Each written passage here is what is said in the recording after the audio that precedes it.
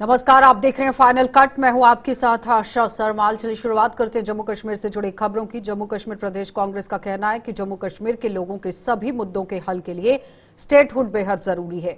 Statehood बहाल ना होने से यहां लोगों का जो विश्वास है सिस्टम से उठता जा रहा है और यह आशंका भी जताई जा रही है कि लोकतांत्रिक ढंग से निर्वाचित सरकार को विफल करने की साजिशें रची जा रही हैं।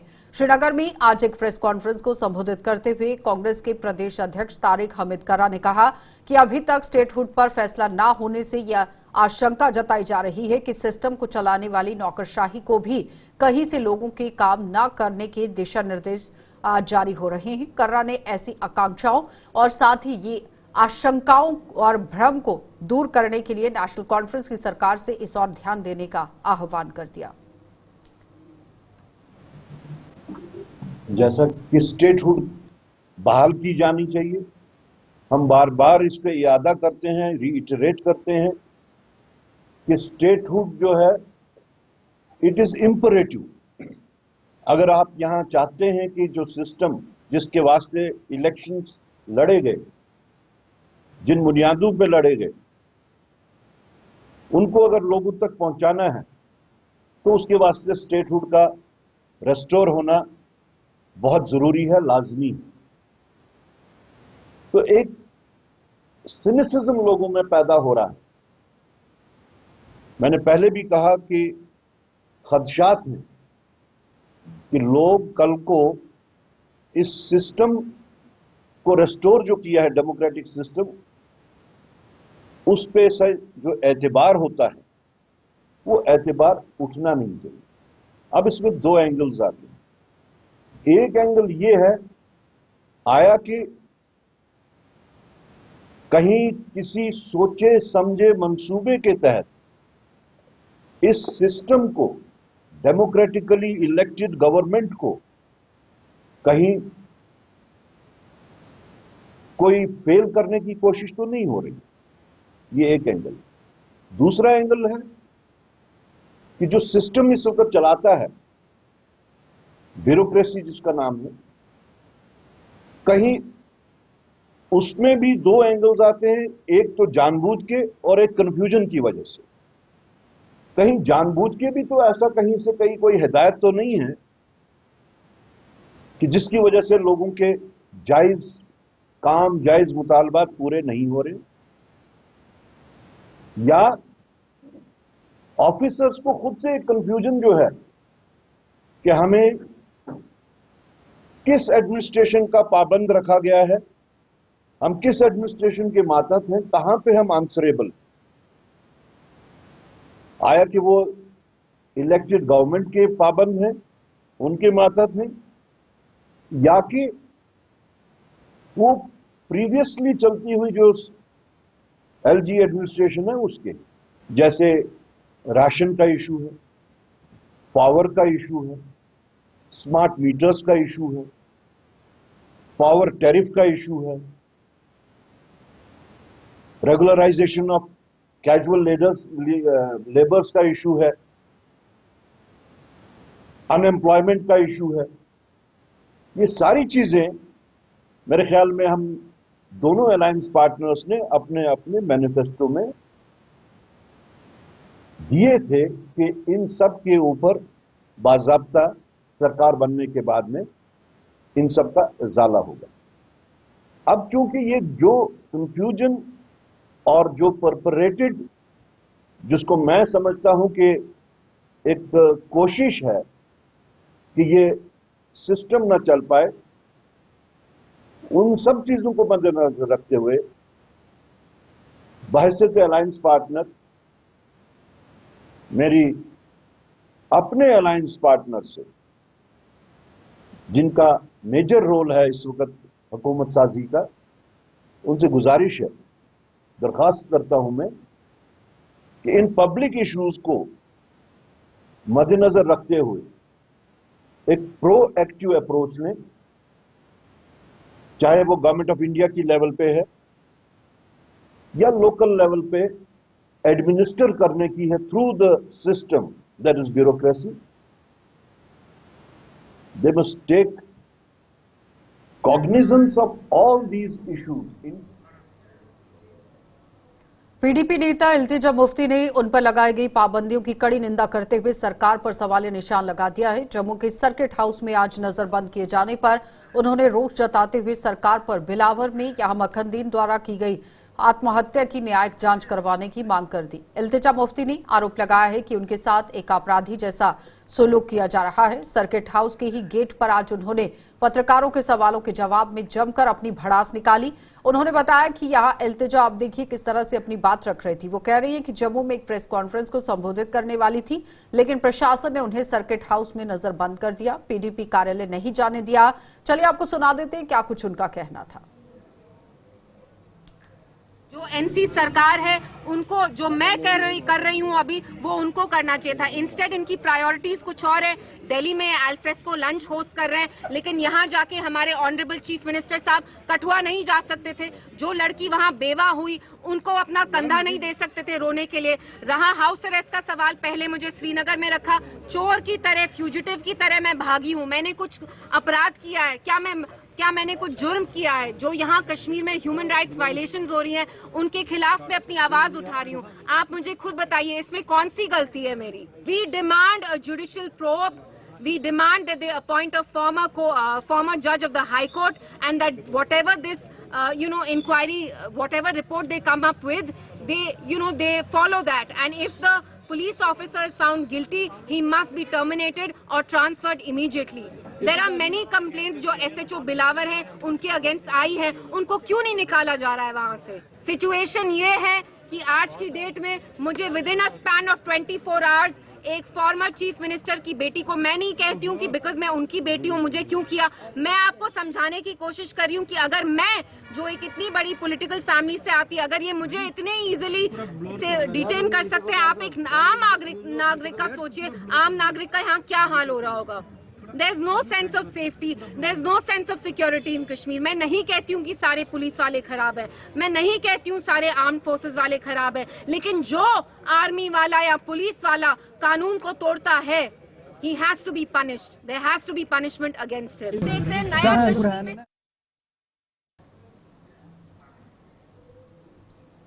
तो किश्तवाड़ में मुफ्त बिजली दिए जाने की मांग को लेकर वहां के लोगों का आंदोलन जारी है। ये लोग हर रविवार को प्रदर्शन कर सरकार से किश्तवाड़ को फ्री बिजली देने की मांग करते आ रही हैं। इन लोगों के मुताबिक फ्री बिजली उनका हक बनता है और सरकार को इस मांग को हर हाल में मानना होगा। ये लोग क्यों फ्री बिजली मांग रहे हैं, इस पर किश्तवाड़ से हमारे संवाददाता अजय शाह ने ग्राउंड जीरो पर पहुंचकर इनसे बातचीत की है। क्या कुछ इनका कहना था, जरा देखिए। पिछले 3 हफ्तों से लगातार ये प्रोटेस्ट चल रहा है, तो इस चीज़ को जस्टिफाई कैसे करते हो? आपकी फ्री बिजली होनी चाहिए, स्मार्ट मीटर ना लगाएं, क्योंकि हम बात करेंगे यूटी जम्मू कश्मीर की, सब जगह मीटर्स लग रहे हैं, स्मार्ट मीटर्स। तो फ्री बिजली अगर वो भी मांगेंगे तो आप कैसे अपने आप को अलग समझते हैं? देखिए सर, मैं पहले एक चीज़ बताऊं कि अगर मेरे घर में पानी आ रहा है तो मेरा हक बनता है कि मैं उसको मुफ्त में पीऊँ। हाँ, मैं किसी होटल में पानी पीने जा रहा हूँ तो मैं बोतल की कीमत चुकाऊँगा। यहाँ पे अगर बिजली जनरेट हो रही है वो हमारे रिसोर्सेज के बिना पे, इन पावर प्रोजेक्ट का टरबाइन पानी नहीं चला रहा है, यहाँ के लोगों का खून चला रहा है, यहाँ के लोगों की मेहनत चला रही, जिन्होंने यहाँ पे अपनी जानें गंवाई हैं।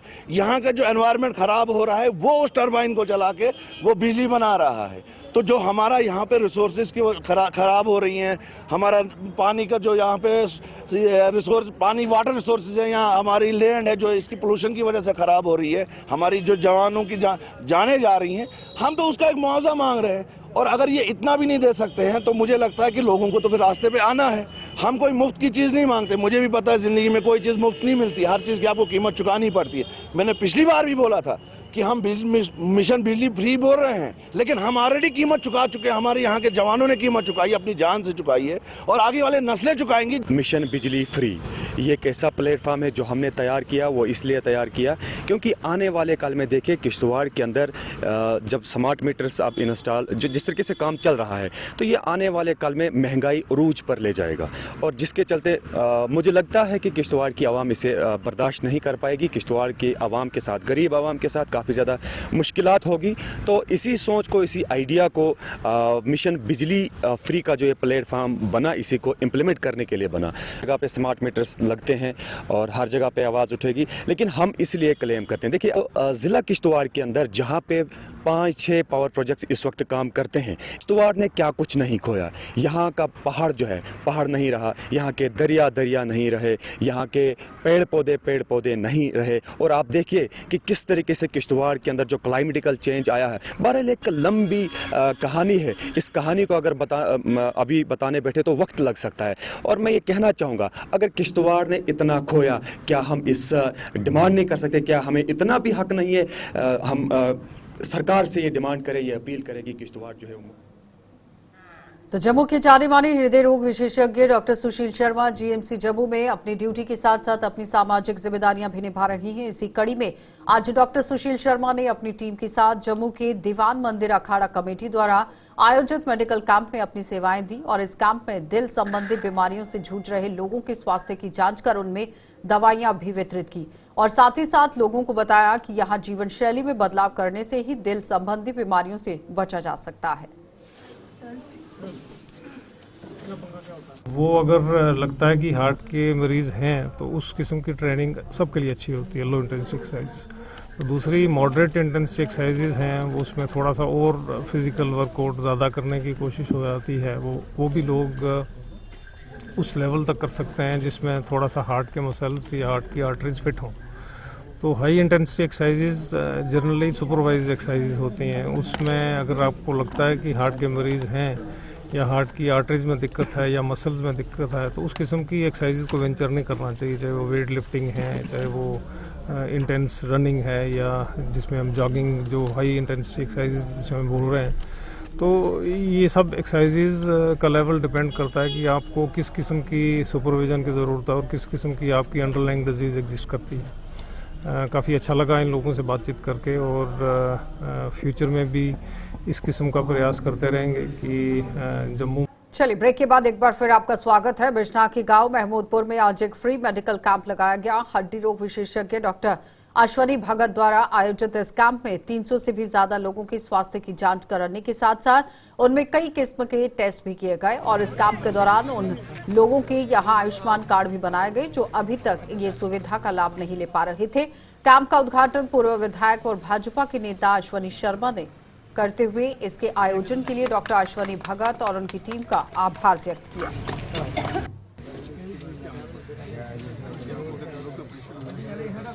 टेस्ट की हमने एक मशीन मंगवाई हुई दिल्ली से, जो जम्मू में इसका 2000-2500 का टेस्ट होता है।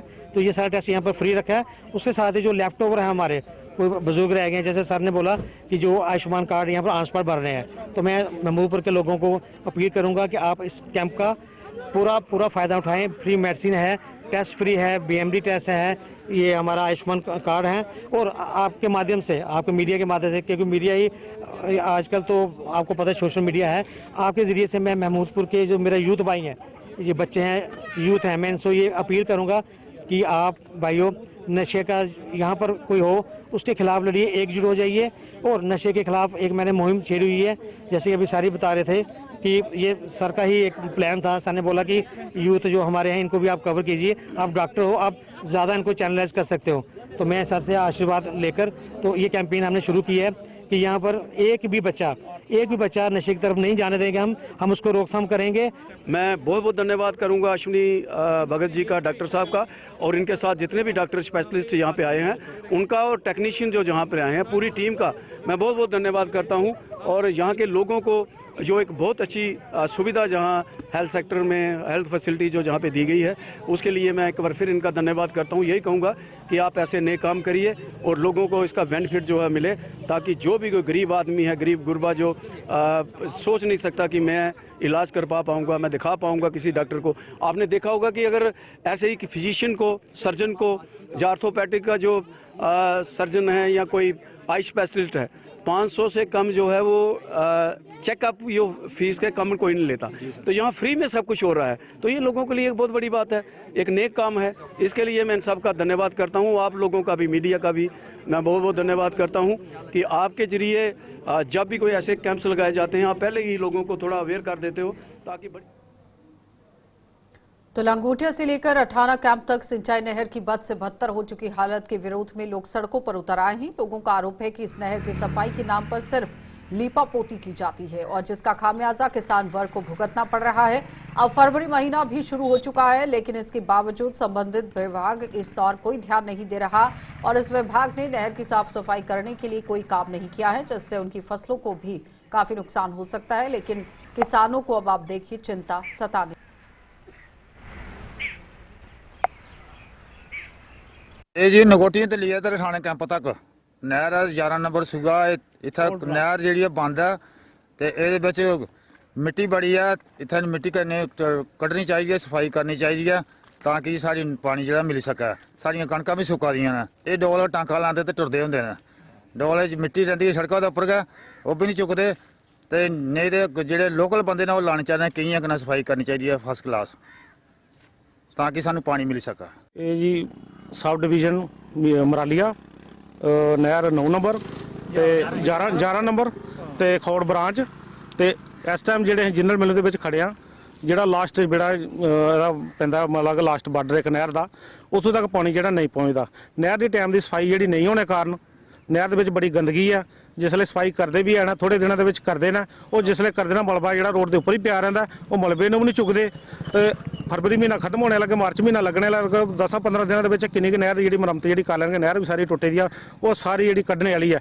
ਸਾਡੀ ਅੱਗੇ ਸਰਕਾਰ ਅੱਗੇ ਉਹ ਅਪੀਲ ਹੈ ਕਿ ਇਹਨੂੰ ਜਲਦੀ ਤੋਂ ਜਲਦੀ ਜਿਹੜੀ ਸਫਾਈ ਕਰਨੀ ਚਾਹੀਦੀ ਹੈ ਔਰ ਜਿਹੜਾ ਮਲਬਾ ਰੋਡ ਦੇ ਉੱਤੇ ਉਹ ਵੀ ਚੁੱਕਣਾ ਚਾਹੀਦਾ ਔਰ ਨਹਿਰ ਦੀ ਸਫਾਈ ਜਲਦੀ ਕਰਕੇ ਜਲਦੀ ਤੋਂ ਜਲਦੀ ਪਾਣੀ ਛੱਡਣਾ ਚਾਹੀਦਾ।